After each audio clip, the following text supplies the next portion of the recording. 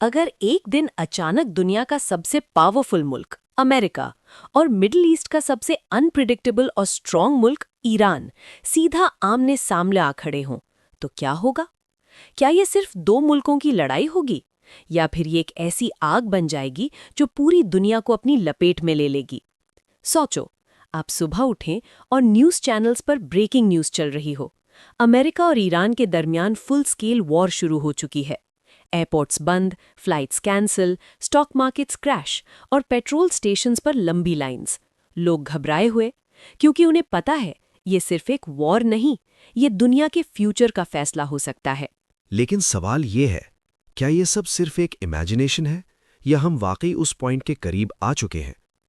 आज की इस डिटेल्ड डॉक्यूमेंट्री में हम स्टेप बाय स्टेप समझने की कोशिश करेंगे ईरान और अमेरिका के दरमियान इस गहरी दुश्मनी की कहानी।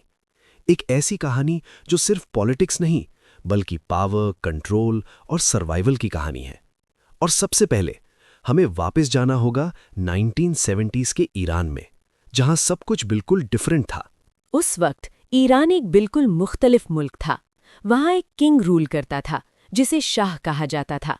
वो मॉडर्न लाइफस्टाइल को प्रमोट करता था, वेस्टर्न कल्चर को सपोर्ट करता था और सबसे इम्पॉर्टेंट, वो अमेरिका का बहुत क्लोज एलाई था।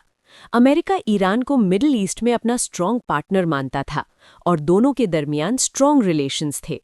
लेकिन हर कहानी के पीछे एक दूसरी साइड भी होती है। ईरान के आम लोग इतने खुश नहीं थे। उन्हें लगता था कि उनकी आइडेंटिटी, उनकी कल्चर, उनका रिलीजन धीरे धीरे खत्म हो रहा है। और फिर एक ऐसा वक्त आया जिसने सब कुछ बदल दिया। 1979, एक साल जो हिस्ट्री में हमेशा के लिए लिखा गया। ईरान में एक मैसिव रेवोल्यूशन स्टार्ट हुई। लोग सड़कों पर आ गए, प्रोटेस्ट शुरू हो गए और धीरे धीरे ये प्रोटेस्ट एक फुल मूवमेंट बन गए। एक ऐसा मूवमेंट जो सिर्फ गवर्नमेंट चेंज नहीं, सिस्टम चेंज करना चाहता था। और फिर एक दिन शाह को मुल्क छोड़ना पड़ा और ईरान एक नई डायरेक्शन में चला गया। इस रेवोल्यूशन के बाद ईरान एक इस्लामिक रिपब्लिक बन गया, जहां रिलीजियस लीडरशिप ने कंट्रोल ले लिया। और उनका पहला और सबसे बड़ा डिसीजन क्या था? अमेरिका को रिजेक्ट करना। सिर्फ रिजेक्ट नहीं, बल्कि ओपनली उसे अपना दुश्मन डिक्लेयर करना। उनके नज़दीक अमेरिका सिर्फ एक मुल्क नहीं था, बल्कि एक ऐसी ताकत थी जो उनके मुल्क को कंट्रोल करना चाहती थी। और यहां से एक नई कहानी शुरू होती है, दुश्मनी की कहानी। लेकिन असली शौक अभी बाकी था। रेवोल्यूशन के कुछ ही टाइम बाद एक ऐसा इंसिडेंट हुआ जिसने पूरी दुनिया को हिला दिया। ईरान के स्टूडेंट्स ने अमेरिका की एम्बेसी पर हमला कर दिया और अंदर मौजूद डिप्लोमैट्स को हॉस्टेज बना लिया। सोचो, एक सुपर पावर के लोग एक दूसरे मुल्क में बंदी बना लिए गए। और ये सिचुएशन सिर्फ कुछ दिन नहीं, 444 दिन तक चली। 444 दिन, ये सिर्फ नंबर्स नहीं, ये अमेरिका के लिए एक ह्यूमिलिएशन थी, एक बेइज्जती जो उसने कभी एक्सपेक्ट नहीं की थी। अमेरिका ने कोशिश की, रेस्क्यू ऑपरेशन प्लान किया, लेकिन वो भी फेल हो गया। और इस फेलियर ने दोनों मुल्कों के दरमियान नफरत को और गहरा कर दिया। इस पॉइंट के बाद एक चीज क्लियर हो चुकी थी, ईरान और अमेरिका अब कभी दोस्त नहीं बन सकते।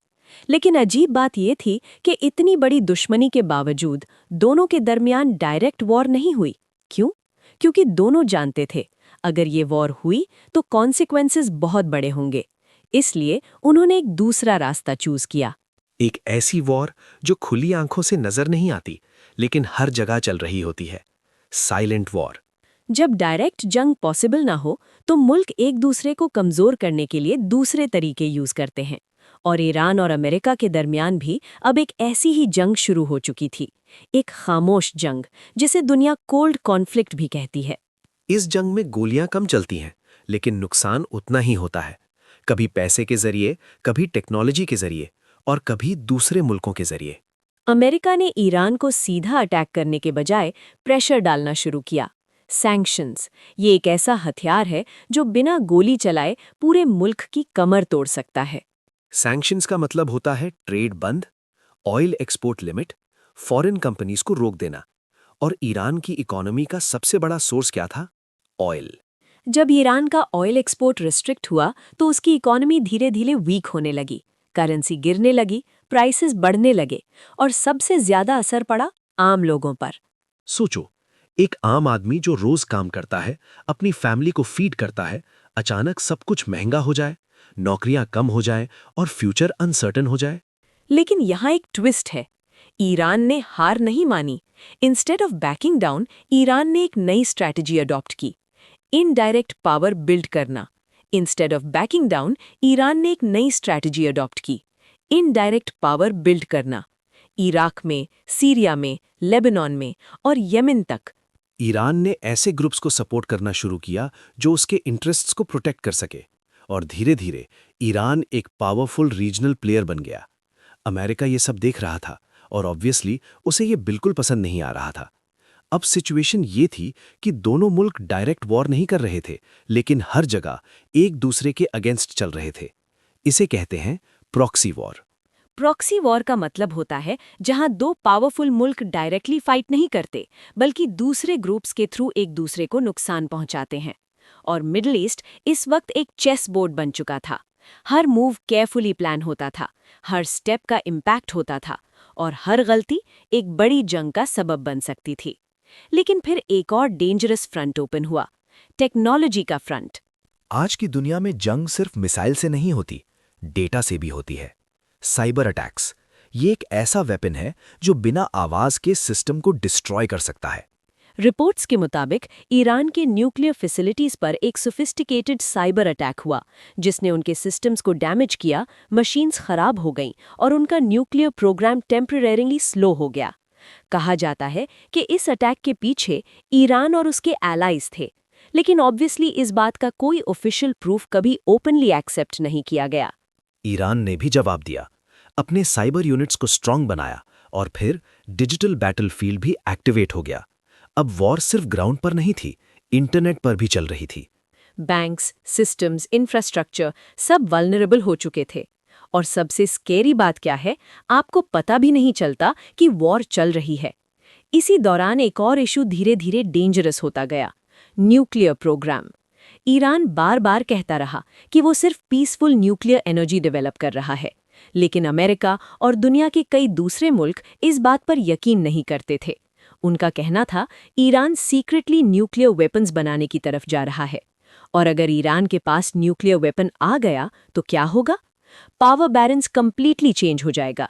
मिडिल ईस्ट में ऑलरेडी टेंशन हाई है, और अगर एक और न्यूक्लियर पावर ऐड हो जाए तो सिचुएशन कंट्रोल से बाहर हो सकती है। इसीलिए अमेरिका ने प्रेशर और बढ़ा दिया, सैंक्शंस और टफ हो गए, डिप्लोमैटिक प्रेशर बढ़ गया और ईरान को आइसोलेट करने की कोशिश की गई। लेकिन फिर एक अनएक्सपेक्टेड डेवलपमेंट हुई, एक ऐसी डील जिसने कुछ टाइम के लिए टेंशन को कम कर दिया। इस डील के मुताबिक ईरान ने अग्री किया कि वो अपना न्यूक्लियर प्रोग्राम लिमिट करेगा और इंस्पेक्टर्स को अलाउ करेगा। बदले में सैंक्शंस थोड़े रिलैक्स किए गए। दुनिया को लगा कि शायद अब सिचुएशन बेटर हो रही है। लेकिन स्टोरी यहाँ खत्म नहीं होती, क्योंकि कुछ सालों बाद एक ऐसा डिसीजन लिया गया जिसने सब कुछ फिर से उलट दिया। अमेरिका ने उस डील से विड्रॉ कर लिया, और जहां से सिचुएशन बेटर हो रही थी, वहीं से फिर से टेंशन डबल स्पीड से बढ़ गई। ईरान ने कहा, अगर तुम डील फॉलो नहीं करते तो हम भी नहीं करेंगे। और फिर वही साइकिल दोबारा स्टार्ट हो गई, प्रेशर, रिएक्शन, एस्केलेशन।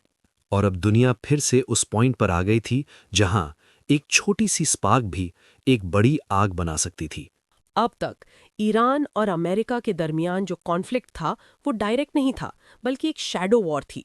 लेकिन अब गेम में नए प्लेयर्स एंटर होने वाले थे, और इन प्लेयर्स ने सिचुएशन को और ज्यादा डेंजरस बना दिया। सबसे पहला नाम इजराइल। इजराइल मिडिल ईस्ट का एक छोटा लेकिन बहुत पावरफुल मुल्क है, और उसकी सबसे बड़ी कंसर्न क्या है? ईरान का न्यूक्लियर प्रोग्राम। इजराइल ओपनली कह चुका है कि वो कभी अलाउ नहीं करेगा कि ईरान न्यूक्लियर वेपन हासिल करे। क्यों? क्योंकि इजराइल के नज़दीक ये उसकी सर्वाइवल का सवाल है। इसलिए इजराइल ने ईरान के खिलाफ अपनी अलग से स्ट्रैटेजी बनाई। रिपोर्ट्स के मुताबिक ईरान की न्यूक्लियर साइंटिस्ट्स को टारगेट किया गया। कुछ मिस्टीरियस असैसिनेशंस हुई, कभी कार एक्सप्लोजन्स, कभी अननोन अटैकर्स, और हर बार सस्पिशन इजराइल पर जाता रहा। इसके अलावा सीक्रेट ऑपरेशंस, कोवर्ट मिशंस और इंटेलिजेंस लेवल पर भी ईरान को रोकने की पूरी कोशिश की गई। अब सोचो, एक तरफ अमेरिका, दूसरी तरफ इजराइल और तीसरी तरफ ईरान। ये सिर्फ दो मुल्कों की कहानी नहीं रही। इस गेम में एक और इम्पॉर्टेंट प्लेयर है, सऊदी अरेबिया। सऊदी अरेबिया और ईरान दोनों मिडिल ईस्ट के पावरफुल कंट्रीज हैं, लेकिन दोनों एक दूसरे के राइवल्स हैं। सऊदी अरेबिया अमेरिका का क्लोज एलाय है, जबकि ईरान अमेरिका का सबसे बड़ा ओपोनेंट, यानी रीजन डिवाइड हो चुका है। एक साइड पर America plus Israel plus Saudi Arabia और दूसरी साइड पर ईरान और उसके एलाइज। अब मिडिल ईस्ट एक बैटलफील्ड बन चुका था, जहां हर कंट्री अपनी पोजीशन स्ट्रॉन्ग कर रही थी। सीरिया में कॉन्फ्लिक्ट, यमन में वॉर, इराक में इंस्टेबिलिटी, हर जगह ईरान और अमेरिका इनडायरेक्टली इन्वॉल्व थे। और इस सब के बीच आम लोग सबसे ज्यादा सफर कर रहे थे। लेकिन फिर एक ऐसा इंसिडेंट हुआ जिसने टेंशन को एक नई लेवल पर पहुंचा दिया। 2020। एक नाम जो इस कॉन्फ्लिक्ट में बहुत इंपॉर्टेंट था, कासिम सुलेमानी। वो ईरान का टॉप मिलिट्री कमांडर था और मिडिल ईस्ट में ईरान की स्ट्रैटेजी का मास्टरमाइंड माना जाता था। फिर एक दिन अचानक एक ड्रोन स्ट्राइक होती है और उस स्ट्राइक में सुलेमानी मर जाता है। ये सिर्फ एक किलिंग नहीं थी, ये एक मैसेज था। अमेरिका ने ओपनली एक्सेप्ट किया कि ये ऑपरेशन उसने किया है। दुनिया शॉक हो गई, ईरान गुस्से में आ गया और सबका एक ही सवाल था, अब क्या होगा? क्या ईरान डायरेक्ट वॉर स्टार्ट करेगा? ईरान ने जवाब दिया, मिसाइल्स के जरिए यूएस बेसिस को टारगेट किया गया। डैमेज हुआ, टेंशन अपने पीक पर पहुंच गई। उस वक्त दुनिया को लगा अब वॉर शुरू हो जाएगी। लेकिन फिर अचानक सिचुएशन थोड़ी काम हो गई। क्यों? क्योंकि दोनों साइड्स फुल स्केल वॉर से बचना चाहती थीं। लेकिन एक चीज क्लियर हो गई थी, अब रेड लाइंस क्रॉस हो चुकी हैं। अब कॉन्फ्लिक्ट सिर्फ हिडन नहीं रहा, अब ओपनली एक्शंस हो रहे थे। और सबसे डेंजरस बात, ट्रस्ट बिल्कुल खत्म हो चुका था। इसके बाद छोटे छोटे इंसिडेंट्स बढ़ते गए। कभी ऑयल टैंकर्स पर अटैक्स, कभी ड्रोन शूट डाउन, कभी साइबर अटैक्स। हर इंसिडेंट सिचुएशन को और ज्यादा अनस्टेबल बना रहा था। और फिर 2025 के एंड और 2026 के स्टार्ट में एक ऐसी चेन ऑफ इवेंट्स स्टार्ट हुई जिसने सब कुछ बदल दिया। एक के बाद एक इंसिडेंट्स, एस्केलेशन, रिटेलिएशन, और फिर वो मोमेंट आ गया जहां से वापस जाना मुश्किल हो जाता है। दुनिया देख रही थी, लीडर्स मीटिंग्स कर रहे थे, स्टेटमेंट्स आ रही थीं, लेकिन ग्राउंड रियलिटी क्या थी? वॉर तैयारी के लास्ट स्टेज पर थी। मिसाइल्स रेडी थे, फोर्सेस डिप्लॉय हो चुकी थीं, अलायंसेस एक्टिवेट हो चुके थे। और फिर एक रात सब कुछ बदल गया। वो रात बिल्कुल आम लग रही थी। लोग अपनी जिंदगी में बिजी थे। कहीं लोग सो रहे थे, कहीं शहरों में लाइट्स चमक रही थीं। लेकिन किसी को नहीं पता था कि कुछ ही घंटों में सब कुछ बदलने वाला है। रात के अंधेरे में राडार सिस्टम्स एक्टिवेट हो चुके थे, मिलिट्री बेसिस अलर्ट पर थे और सैटेलाइट्स हर मूवमेंट को ट्रैक कर रहे थे। फिर अचानक एक सिग्नल मिलता है, लॉन्च कंफर्म्ड, और फिर आसमान में एक रोशनी चमकती है। पहला मिसाइल फायर होता है। ये सिर्फ एक मिसाइल नहीं था, ये एक जंग का आगाज था। कुछ ही सेकंड्स में मल्टीपल लोकेशंस पर स्ट्राइक्स होती हैं, एयर डिफेंस सिस्टम्स एक्टिवेट हो जाते हैं, सायरन्स बजने लगती हैं, लोग नींद से जाग जाते हैं, फोन्स पर अलर्ट्स आने लगते हैं, टेक कवर इमीडिएटली। आसमान में एक्सप्लोजन्स, जमीन पर लर्जिश। मिडिल ईस्ट एक बैटलफील्ड बन चुका था। अमेरिका और उसके एलाइज ईरान के स्ट्रेटेजिक टारगेट्स को हिट करते हैं। Air bases, missile sites, communication centres, हर जगह प्रिसिजन स्ट्राइक्स। लेकिन ईरान भी रेडी था। कुछ ही देर में जवाब आता है, मिसाइल्स लॉन्च होते हैं, ड्रोन्स उड़ते हैं, targets US basis, oil facilities, strategic locations. आसमान में एक अजीब मंजर था। मिसाइल्स एक दूसरे को क्रॉस कर रहे थे, डिफेंस सिस्टम्स उन्हें इंटरसेप्ट करने की कोशिश कर रहे थे। कुछ गिर रहे थे, कुछ अपने टारगेट्स तक पहुंच रहे थे, और हर इम्पैक्ट के साथ आग और धुआं बढ़ता जा रहा था। न्यूज चैनल्स पर लाइव कवरेज शुरू हो जाती है। Breaking news, full scale conflict underway. दुनिया भर के लोग टीवी स्क्रीन्स के सामने बैठ जाते हैं। किसी को समझ नहीं आ रहा ये कितना बढ़ेगा। स्टॉक मार्केट्स क्रैश होने लगते हैं, ऑयल प्राइसेस शूट अप कर जाते हैं, फ्लाइट्स कैंसिल हो जाती हैं, और सबसे ज्यादा फियर स्प्रेड होता है। लोग सोचने लगते हैं, क्या ये वर्ल्ड वॉर 3 की शुरुआत है? इस बीच डिप्लोमैटिक चैनल्स भी एक्टिवेट हो जाते हैं। वर्ल्ड लीडर्स इमरजेंसी मीटिंग्स करते हैं, कॉल्स होती हैं, वार्निंग्स दी जाती हैं, stop before it's too late. लेकिन ग्राउंड पर सिचुएशन कंट्रोल से बाहर जा रही होती है। हर अटैक के बाद एक और रिटेलिएशन। और फिर एक ऐसा मोमेंट आता है जहां सब कुछ रुक सकता है या फिर सब कुछ खत्म हो सकता है। न्यूक्लियर फैसिलिटीज, सबकी नज़र वहां होती है। अगर उन पर अटैक होता है तो कॉन्सिक्वेंसेस अनइमेजिनेबल हो सकते हैं। दुनिया सांस रोक कर देखती है, क्या नेक्स्ट स्टेप होगा, क्या कोई रेड लाइन क्रॉस होगी या कोई पीछे हट जाएगा। फिर अचानक साइलेंस, स्ट्राइक्स धीरे धीरे रुक जाती हैं, स्टेटमेंट्स आनी शुरू होती हैं, सीज फायर अंडर डिस्कशन, और फिर एक टेम्पररी सीज फायर अनाउंस होती है। लोग सुकून का सांस लेते हैं। लेकिन क्या ये सच में एंड है या सिर्फ एक पॉज? क्योंकि रियलिटी क्या है, ट्रस्ट अब भी जीरो है। दोनों साइड्स अपनी पोजीशंस पर खड़ी हैं, फोर्सेस अब भी रेडी हैं और दुनिया जानती है कि ये कहानी अभी खत्म नहीं हुई।